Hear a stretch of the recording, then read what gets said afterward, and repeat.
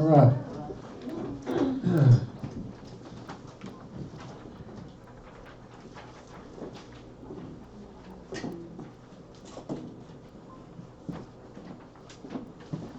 We go? Okay, Yeah. hold on. All right, no problem. We're getting it focused. Has everybody got a copy of the lesson? Oh, yes, everybody should have a copy. I know. Anybody not get a copy? The lens open? Okay, why can't I get this one Ed? focused? You give me, do they need copies? I don't know. Everybody got a copy? You're gonna need it because I'm gonna do something I don't usually do. Good question. I'll be teaching from the church fathers, which is not something I would normally do. So you can't look at the church fathers in your scriptures. We up and running? No, we can't get yours focused in. How do you break it? Oh, if yours is working, we'll go with that. It's working. Yours is a little, It's not out of focus. yeah. Mine's out of focus? Yes. Yeah, we can't get to come in on you. I mean, it's on, but we It's can't get on, to but I focus. don't know how to focus. There's Okay, better up- now. You mean Zoom? Yeah. Okay, Well, up at the top, there's a little thing you can move back and forth that zooms in and out. Is that what you're looking for? well, no, we got it zooming in and out, we just can't get to focus. You're blurry. Huh, that's all right. But we got this one going. Okay. So as soon as you're ready, we'll hit Well, start. yeah. Oh, I've already recorded, we're recording everything now. All right. Okay. When I first became a believer in Yeshua as the Messiah, I actually came out of Rabbinic Judaism some 30 years ago. And at the time, I was kind of like a fish out of water. I really didn't know what to do with myself. And I at first tried going to a church on Sunday, and continued to go to my synagogue on Friday nights and Saturdays. And pretty quickly that was not working. I was like a fish out of water, like I said. The pastor of the church came to me and said, "Why don't you try going to a messianic synagogue?" I said, "What's a messianic congregation?" He said. I said, "What's a messianic congregation?" You gotta realize this was 1984 or so, and maybe 1983. So I'm like, "What's a messianic Jewish congregation?" And so he told me there's one over in Fort Worth at the time, and so I started going there. And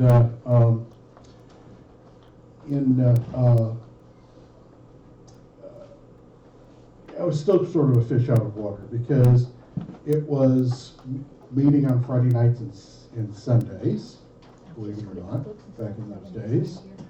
And the pastor, Rabbi called himself, but he was more of a pastor. He actually was a graduate from Southwestern Baptist Theological Seminary. His first thought was to open a church modeled after the first Chinese Baptist church in Fort Worth, called the First Jewish Baptist Church. And it was actually officially a Baptist mission to the Jews. So I quickly discovered at the time that Messianic Judaism, especially at the time, was kind of like a box of grape nuts, you know. There's an awful lot of grapes, an awful lot of not only grapes in it, but an awful lot of nuts. Okay, so I was actually ostracized because I studied Talmud, and I was at covered dish. They had a covered dish dinner like we have here on Friday evenings, but people would bring like pork and stuff. It was typical. And I wouldn't eat that stuff, and I was considered legalistic because of that. So what I did do is I started doing research, and I went to the Southwestern Baptist Theological Seminary Library, which is one of the largest theological libraries in the world. It's like 3 stories high, and it's all theology. They have a big Judaic section. And I wanted to find out the truth. I couldn't believe this gap that I was experiencing. I just couldn't believe that this was the way it was. That it was the way it was meant to be. Um, the only difference, for me was now I believe Yeshua was the Messiah. I hadn't become a Christian. Yeshua didn't come to create a new religion. That's right. He came to be the Messiah of the old one. And so I started hitting the books and spending hours and hours of my day at the seminary library trying to get to the bottom of this puzzle. And I'm going to share with you today some of the things that I found and the smoking gun that I found. And it will potentially change your life. The first, let me tell you a few things about the words Christian and Christianity that may surprise you, may not. The word Christianity never appears in the New Testament, not once. Okay, the word Christian appears, plural or singular, 3 times. Always in the context of something that unbelievers were calling believers. In other words, it was a derogatory term at the time. Yes. It was not something they called themselves. Paul, in all of his letters, in fact, I used to marvel at this. I think it was the Open Bible I was looking at, and various of Paul's letters would have a summary subject matter of this or that book. And under several of Paul's letters, the subject matter was Christian living.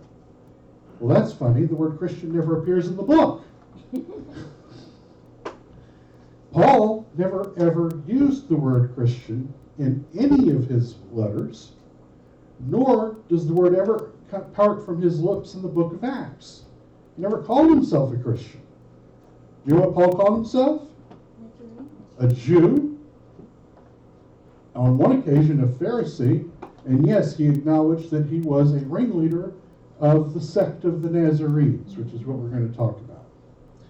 In Acts 24:5, he's challenged by a group that say, hey, is it true that you're a ringleader of the sect of the Nazarenes? And he says, I am a follower of that way that you call a sect. Okay, so that's Acts 24:5. So I wanted to find out who were these Nazarenes and what was this all about.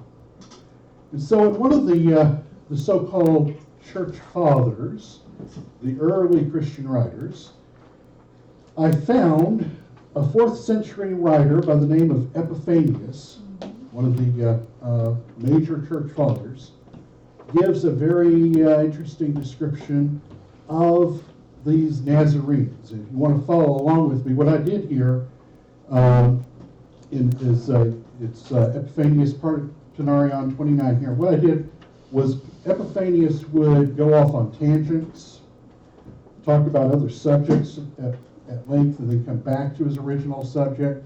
He also just said a lot of derogatory things about Jews that were just not necessary and basically anti-Semitic. So I eliminated all of that material. So there's some dots in here. And I just pulled what constructive things he said about the Nazarenes. He said, but these sectarians did not call themselves Christians, but Nazarenes. Now that's an important fact. The Nazarenes did not call themselves Christians. They called themselves Nazarenes. However, he says, they are simply complete Jews. Now, you can take this in one of 2 ways. Some people take it complete Jews, meaning really Jewish, completing their Jewishness by accepting the Messiah. But Epiphanius was an anti-Semite. What he really meant was, they're complete Jews. That's what he was saying. But anyway, he says they're complete Jews. They use not only the New Testament, but the Old Testament as well as the Jews do. Can you imagine that? They actually used the Old Testament, not just the New Testament.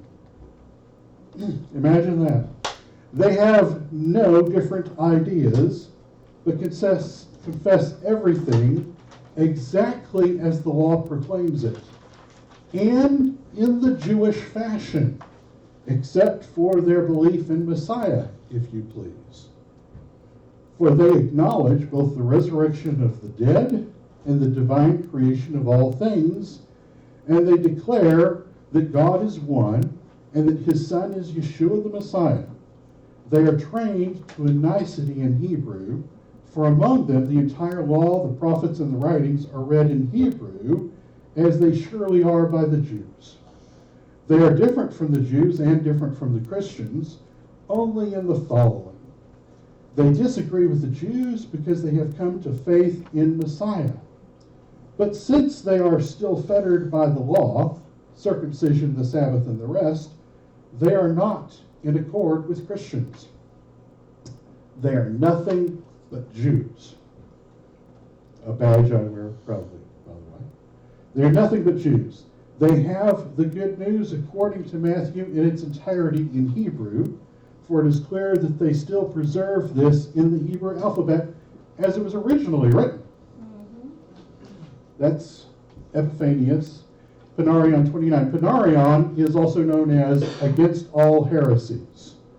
So the Nazarenes, the original Jewish followers of Yeshua, were listed as the 29th heresy that he was exposing in his book. Okay. The church father Jerome, who was the translator of the Latin Vulgate, well known for that, he described the Nazarenes as, quote, those who accept the Messiah in such a way that they do not cease to observe the old law. That's in his commentary on Isaiah 8:14. Okay, so here we have a nice description of who the Nazarenes were. And so that's point one. But I want to move on to the next important document I found. The next important document is the real smoking gun. It's a letter. It's like we hacked into an email account we weren't supposed to be able to get into. Okay? It's a letter from Jerome to Augustine. These were both 4th century church fathers, very well known. Jerome was the translator, as I said, of the Latin Vulgate. He created the Latin version of the Bible that's the standard Latin version of the Bible used in Roman Catholicism to this very day. And Augustine, you've probably heard of also, was the bishop of an area of Africa we now call Algeria. But he wrote many major famous Catholic books like City of God and so on. So these two important church fathers are emailing back and forth, except there's no email yet, so they're doing it the old-fashioned way with letters. And Jerome is responding to a letter from Augustine. So this is Jerome, letter 75. Okay? Jerome says, the matter in debate, therefore, or should rather your opinion I should rather say, your opinion regarding it is summed up in this, that since the preaching of the gospel of Christ, the believing Jews do well in observing the precepts of the law, i.e., in offering sacrifices, as Paul did, in circumcising their children, as Paul did in the case of Timothy, and keeping the Jewish Sabbath as all the Jews have been accustomed to do. If this be true, we fall into the heresy of those who, though believing in Christ, were anathematized by the fathers for this one error, that they mixed up the ceremonies of the law with the gospel of Christ, and professed their faith in that which was anew, without leaving and letting go that which was old. In our own day, there exists a sect among the Jews throughout the synagogues of the East, which is called the sect of the Manians. Now, I want to give you a little information about this word Manians. It's Latinized. Clearly, the Hebrew term intended is Menim. The Menim is a Hebrew term that today means apostates, but probably came from an acronym meaning believers in Yeshua the Nazarene. The Nazarenes. As Jerome continues, he says, that is even now condemned by the Pharisees. The adherents to this sect are known commonly as Nazarenes. They believe in Christ, the Son of God, born of the Virgin Mary, and they say that he who suffered under Pontius Pilate and rose again is the one in whom we believe. But while they desire to be both Jews and Christians, they are neither the one nor the other. That's interesting, because Epiphanius said that they were complete Jews and they didn't call themselves Christians. I therefore beseech you, who think that you are called upon to heal my slight wound, which is no more, so to speak, than a prick or a scratch from a needle, to devote your skill in the healing art to this grievous wound, which has been opened by a spear driven home with the impetus of a javelin. For there is surely no proportion between the culpability of him who exhibits the various opinions held by the fathers in a commentary on Scripture, and the guilt of him who reintroduces within the church a most pestilential heresy. Notice he says reintroduces. If, however, there is for us no alternative but to receive the Jews into the church, along with the usage described by their law, if in short it shall be declared lawful for them to continue in the churches of Christ, that they have been accustomed to practice in the synagogues of Satan, I will tell you my opinion of the matter. They will not become Christians, but they will make us Jews. So, Jerome was paranoid about these Nazarenes. He didn't want them to be allowed to even come into he was afraid that they would actually come into the church, which they didn't and haven't. He was afraid they would come into the church, and if they did, that they would actually convert the church over to their way of thinking.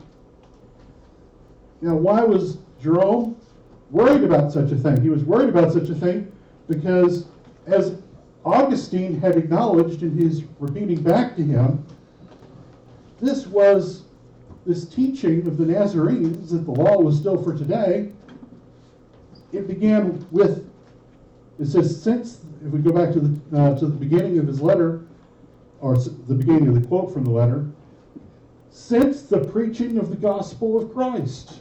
I'm using his terminology, of course. So, he's saying this quote-unquote heresy began with the preaching of Messiah. Began with the gospel of Messiah, and then continued with Paul.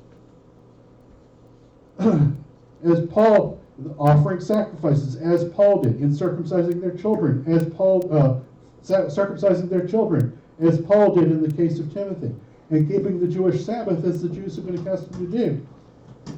But then he says, if this be true, we fall into the heresy of those who, believing in Messiah, or Christ, sorry is what he says, were anathematized. In other words, it was declared a heresy. So what Jerome is telling us here is that the original followers of Messiah were Nazarenes. The original followers of Messiah were Torah observant. Mm-hmm. And the church fathers came along after the fact and corrected this misguided concept. and declared it to be a heresy. The smoking gun, it's right here. He's admitting it. It's just, I mean, when I first saw this, I couldn't believe that I had the smoking gun. I had the church fathers admitting that our faith, the Nazarene faith, was the original, the one taught by Messiah and kept by Paul, and that the church fathers had since come along and declared that to be a heresy. But that was their thinking. You've got to understand. The church fathers and the early Catholics in those days, the beginnings of Christianity, they believed that it was a movement that was evolving out of misguided Judaism. And that this misguided movement, that it evolved as the church fathers finally realized that Judaism was in error and founded Christianity.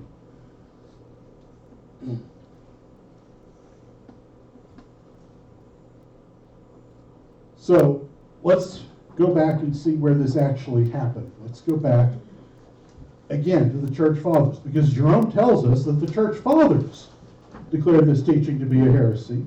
And by the way, Jerome also says, remember, Jerome also expresses his concern that this error, that this apostate teaching might be reintroduced. Now, how can you reintroduce something that was never there in the first place? Jerome makes it very clear. He believes this was the teaching that the misguided Jews that were the original followers of Yeshua the Messiah held to. And that the fathers, the so-called church fathers, later declared that to be a heresy, and we should never go back to that heresy. And that if Jews are allowed to bring that, he's concerned that Jews might be allowed to bring that Nazarene heresy back into the church, and if they did, that they might actually transform the church into Nazarenes. Now, I don't believe that will happen or should happen, but it's interesting that Jerome felt so vulnerable, that his position was so weak that it could not withstand debate. His position was so weak that if a few Nazarenes ever entered into the Christian church, they would probably end up turning it upside down and turning it towards Nazarene Judaism. Okay, so let's go back to Ignatius. Ignatius is probably the earliest so-called church father. In fact, when you get into, some of you may have run into Ignatius, because if you get into Sabbath debates, Sunday keepers can't prove their position in the Bible. They can't. Nope. They'll try, but they realize that they can't. So then they'll go to Ignatius and they'll say, well, see, the very first Christians, and they go to Ignatius and they'll show Ignatius taught Sunday keeping. So let's talk about Ignatius. Now, Ignatius was the bishop of Antioch. Now, you remember in Acts chapter, the end of Acts chapter 14, the beginning of Acts chapter 15, there was a conflict that took place at Antioch. Paul was teaching there, and this conflict arose over whether Gentiles had to be circumcised to be saved. Do Gentiles have to be circumcised to be saved? By the way. No. Do Jews have to be circumcised to be saved? No. By the way, that's what Rabbinic Judaism teaches today, so that's a no-brainer. Okay? You don't circumcise your way to salvation. All right. That doesn't mean you shouldn't get circumcised. It just means you don't circumcise your way to salvation. Okay. So the matter that came up at Antioch, where did they resolve it? In Antioch? They say, hey, let's go see the bishop. The bishop, he can straighten this out for us. He's the ultimate authority. No. They went to the council in Jerusalem to have the dispute settled. But Paul wrote, well, I'm not going to go there. Let's stick with the script. something changed. What changed? Because obviously today, if there arises a dispute in a Christian church, do they say, well, let's go to the Jews in Jerusalem and get the solution? You know, there's an old joke that the Pope's phone rings and he picks it up and he says, hello? And this voice says, hey, this is Jesus, using his terminology. I just wanted to call to let you know that I decided finally to establish my kingdom and to establish world truth. And the Pope says, that's amazing, that's really good news. He goes, yeah, but the bad news is, I'm calling you from Jerusalem. So, something changed. What changed is Ignatius. Ignatius, when he rose to power in 98 CE, very late 1st century, he usurped power. He seceded from the Council of Jerusalem. He rebelled from and rejected the very idea that he needed to answer to those people. Okay? Instead, he made a power grab. And he wrote letters to other Gentile congregations all over the world. And in his letters, he put forth the case that the local bishop of the local congregation was the ultimate authority, period, not answerable to Jerusalem. That ultimately led to a crisis later because you had all these Gentile Christian bishops all over the world that weren't answerable to anybody but themselves. And there became a jockeying for position for what they called a bishop of bishops. And you know who ultimately won that? The Bishop of Rome, which is where you end up with the Pope. All right, so Ignatius writes in his letter to the Ephesians. This is not Paul's letter to the Ephesians. This is Ignatius' letter to the Ephesians.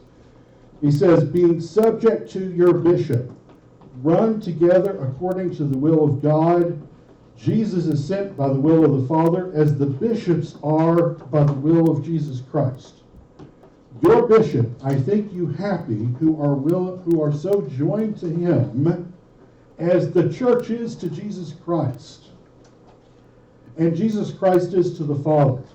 Let us take heed, therefore, that we not set ourselves against the bishop, that we may be subject to God.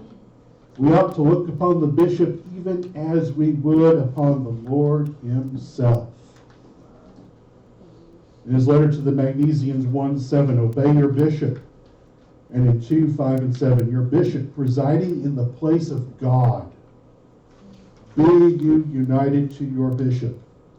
He that does anything without the bishop, Trillians 2:5, he that does anything without the bishop is not pure in his conscience. In his letter to the Philippians 2:14, he says, do nothing without the bishop. And in his letter to the Smyrnians 3:1, he says, see that you all follow your bishop as Jesus Christ the Father. So you don't have to go to Jerusalem anymore. You don't need the Jerusalem Council there in Acts 15. You come to me. I stand as the bishop, he's saying, I stand in the place of God himself. Wow. So, he takes the power grab and he secedes from the Council of Jerusalem. But he does more. He creates a new and different religion. He says, be not deceived, this is in his letter to the Magnesians 3:1, be not deceived with strange doctrines, nor with old fables which are unprofitable. For if we still continue to live according to the Jewish law, we do confess ourselves not to have received grace. And then in Philippians 2:6, this is not Paul's letter to the Philippians, but Ignatius' letter to the Philippians. But if anyone shall preach the Jewish law unto you, hearken not unto him. So Ignatius is the one that actually makes an official doctrine for Gentile Christianity, that the Torah has been done away with. And then Ignatius was also the one who, many of you have heard that it was Constantine, but that was way later. Okay? And that was an official governmental act. No, it was Ignatius who instituted Sunday Sabbath keeping before the end of the first century. He says, let us learn to live according to, Magnesians 3:3. No longer observing Sabbaths, but keeping the Lord's day, in which our life is sprung up by him and through his death. Magnesians 3:3. So he said, don't keep the Sabbath anymore. We're going to keep the Lord's day.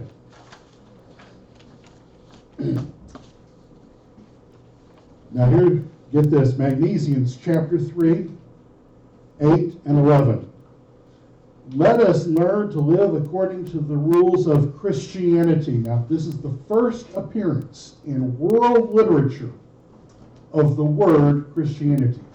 It does not appear in the New Testament. Ignatius coined the word.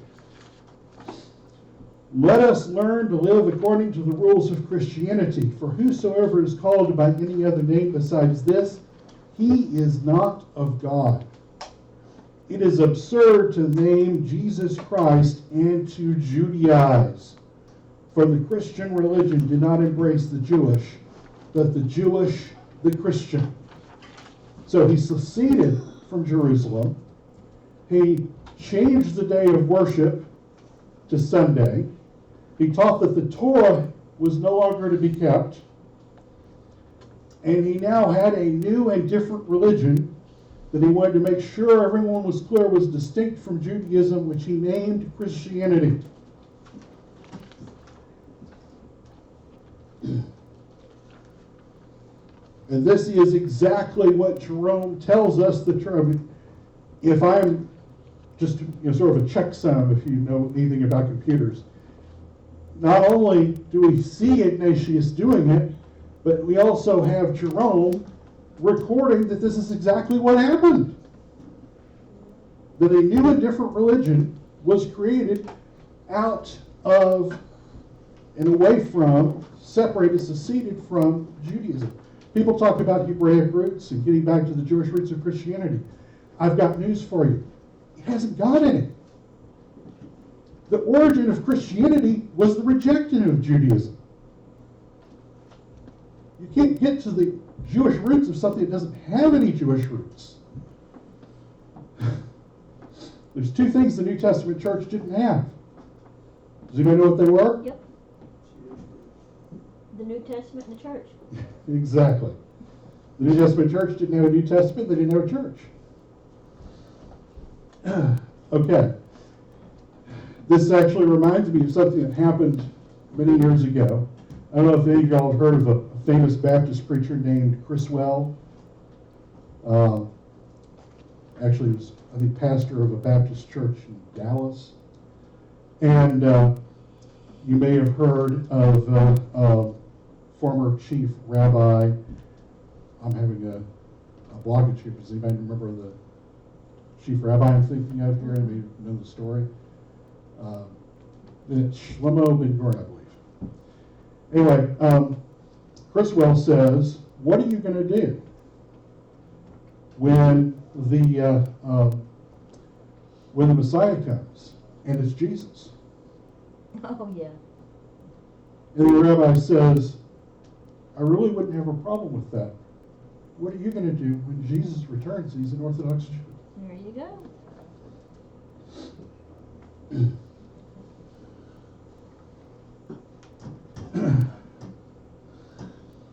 We're living in an amazing time right now. 30 years ago, when I was blowing the dust off of books in the library and looking up this information, I went to people. In fact, I went to the messianic congregation that I was attending at the time. I went to the messianic leader, and I tried to share with him what I'd found, this ancient sect of Judaism that embraced and accepted Yeshua as the Messiah, the Jewish Messiah of Judaism, And it wasn't Christianity at all. And he thought I was crazy. I mean, really, he thought I was crazy. I remember years later, there was an Orthodox rabbi from Israel named Moyal that I had studied under, that had come to the conclusion that Yeshua was the Messiah by studying the Talmud, the Midrash, and the Zohar. And Rabbi Moyal was at the congregation, and he had come to visit, and the messianic leader told all of us we should stay away from him because he was a new believer and he would lead us astray. So I immediately connected myself with him. I immediately began studying with him as often as I could. I mean, he fortunately lived not far from me at the time. He was staying here in the United States for a while, and I took every opportunity I could to come visit him in his home and study Talmud, Midrash, Zohar under him. It was an amazing experience. But and I was going somewhere with that ties in with this, I'm not sure what. But the point is that if we really want to get back to the first century church, we've got to realize that the first century church was not Christianity, it was Judaism. There's a lot of in so-called Messianic Judaism, there's a lot of anti-Judaism out there. So, frankly, I was quite uncomfortable in those days. I was eventually drummed out of Messianic Judaism and pleased to, there was no place to go back then. I guess that's why I was going to refreshing, we have places like this now. There was no place to go back then. I mean, it was just, I was studying with Rabbi Moyal in his apartment and people saying stay away from him. That was about it. So much has happened. There's a wonderful restoration that has taken place. And great things. Jewish people are coming to a knowledge of Messiah. And it's not because of Jews for Jesus. They may reach, secular Jews with Jesus, Reformed Jews with Jesus. But Orthodox Jews are coming to a knowledge of Yeshua as the Messiah. I know. I can tell you there are Orthodox rabbis. I know of an Orthodox rabbi in Jerusalem that is well known that believes Yeshua is the Messiah right now, but is not prepared to come out with that information because he feels that if he did, it would wrongly appear to endorse the pagan customs, practices, and antinomian habits of Christianity instead. All right. We're going to have a covered dish dinner. Hope you'll stay with us for lunch, after which we're going to have a baked midrash. And hope you'll stay with us for that because we're going to take a Jewish view of the book of Romans and take you through Romans in a way that I'm sure you've never seen it before. Well, actually, it's part one. So it's a good time to get started, by the way. It's part one. And part two will be whenever I'm here again. I don't know when that'll be, but that'll be part two. So I hope you'll stay with us for that. Shavua Tov.